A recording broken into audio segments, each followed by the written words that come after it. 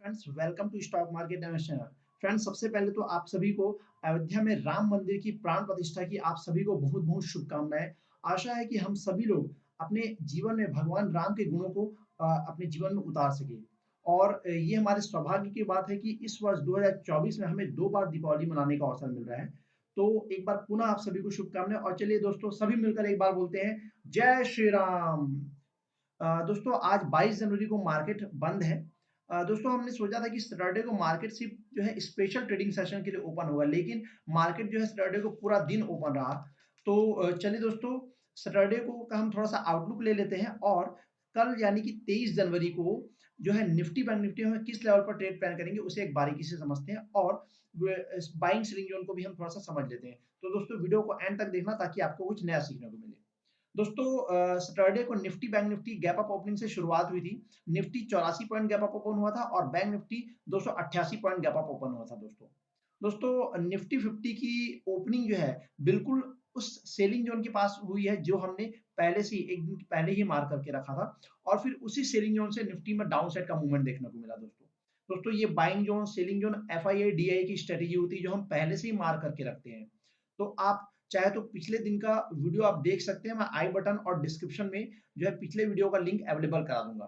दोस्तों selling zone तो काफी अच्छा काम किया, लेकिन हमने पुट साइड ट्रेड नहीं लिया क्योंकि हमने बॉक्स के लोअर लेवल के नीचे ही पुट साइड का ट्रेड प्लान किया था और निफ्टी की क्लोजिंग जो है वो बॉक्स के लोअर लेवल के आसपास ही आई है, वो उसे तोड़ नहीं पाई।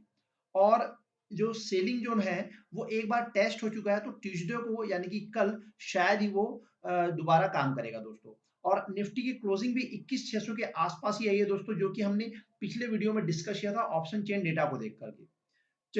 चलिए दोस्तों अभी हम थोड़ा सा इंडेक्स के बारे में देख लेते हैं। अगर हम निफ्टी 50 की बात करें तो ये हल्की गिरावट के साथ बंद हुआ है। लगभग काफ़ी 0.23% की गिरावट इसमें देखने को मिली। निफ्टी बैंक अच्छा खासा जो है यहाँ पर पौने 1% की उछाल देखने को मिली। Nifty financial services, Nifty Fin भी लगभग आधा परसेंट से ज़्यादा चढ़ गया। इसके अलावा निफ्टी मिड कैप और निफ्टी स्मॉल कैप ने भी मार्केट को सँभाले रखा दोस्तों। अगर हम डिफरेंट सेक्टर चढ़ने वाले सेक्टर्स की बात करें, तो यहाँ पर पीएसयू बैंक में अच्छी खासी खरीदारी देखने को मिली, बैंकिंग स्टॉक में अच्छी खासी हलचल देखने को मिली, लगभग पौने 2% चढ़ गया। एनर्जी सेक्टर और प्राइवेट बैंक भी जो है ये भी जो है मार्केट में इसमें हमको खरीदारी देखने को मिली। गिरने वाले सेक्टर की अगर बात करें तो एफएमसीजी सेक्टर में हमको दबाव देखने को मिला 1.25%। निफ्टी आईटी 1% दबाव के साथ बंद हुआ। इसके अलावा निफ्टी रियलिटी और निफ्टी फार्मा भी लगभग पौने 1% दबाव के साथ ये है इसने क्लोजिंग दी है। अगर हम एडवांस डिक्लाइन रेशियो की बात करें तो एनएससी के 1090 स्टॉक जो है वो हरे निशान पर बंद हुए हैं और 1051 स्टॉक्स की क्लोजिंग जो है वो लाल। चलिए दोस्तों अब हम निफ्टी में जो है कल किस लेवल पर ट्रेड प्लान करेंगे उसे हम बारीकी से समझते हैं। दोस्तों अगर हम पहले सिचुएशन की बात करें तो निफ्टी अगर फ्लैट या हल्का-फुल्का गैप डाउन ओपन होकर के अगर नीचे गैप फिल करके 21,500 के लेवल पर कोई बुलिश कैंडल बनाती है तो 100-150 पॉइंट के लिए हम कॉल साइड प्लान करेंगे। दूसरा सिनेरियो ये होगा कि निफ्टी अगर फ्लैट या हल्का-फुल्का गैप अप ओपन होकर के 200 दिन के मूविंग एवरेज के ऊपर निकल करके कोई प्राइस एक्शन अगर बना देती है, तो ऊपर जो स्विंग है, वहाँ तक हम एक ट्रेड कॉल साइड के लिए प्लान कर सकते हैं दोस्तों। तीसरा सिनेरियो ये बनता है कि निफ्टी अगर डायरेक्ट 21,500 के लेवल में गैप डाउन ओपन होकर के अगर वहाँ पर कोई बुलिश कैंडल बनाती है, तो हम कॉल साइड का एक ट्रेड प्लान करेंगे 100-150 पॉइंट के लिए। लेकिन अगर 21 सेम ओपनिंग सिचुएशन में अगर 21,500 के लेवल पर कोई बियरिश कैंडल बना देती है, तो 100-150 पॉइंट के लिए हम यहाँ पर पुट साइड प्लान करेंगे दोस्तों। दोस्तों चौथा सिनेरियो ये होगा अगर निफ्टी बड़ा गैप अप ओपन हो जाती है और पहले या दूसरे 15 मिनट के कैंडल को नीचे की तरफ अगर ब्रेक करती है, तो गैप फिल होने तक हम एक पुट साइड का ट्रेड ले सकते हैं। और अगर निफ्टी बड़ा गैप डाउन ओपन हो जाती है और पहले या दूसरे 15 मिनट के कैंडल के ऊपर अगर ब्रेक करती है और अगर री दोनों ही सिचुएशन में याद रखिएगा रीटेस्ट भी अगर करे तो काफ़ी अच्छा होगा हमारे लिए ट्रेड। तो 15 मिनट के कैंडल को अगर ऊपर की तरफ ब्रेक करती है, तो हम जो है गैप फिल होने तक हम जो है एक कॉल साइड का ट्रेड प्लान करेंगे दोस्तों। दोस्तों लेकिन इन दोनों सिचुएशन में आपको इस बात का ध्यान रखना है कि जो पहली या दूसरी 15 मिनट की कैंडल है उसका साइज़ बड़ा नहीं होना चाहिए, क्योंकि छोटे साइज़ का होना चाहिए। बड़े साइज़ की अगर कैंडल बनती है, तो निफ्टी जो है वो साइडवेज़ भी हो सकती है दोस्तों। चलिए दोस्तों हम निफ्टी एक बार नज़र डाल लेते हैं।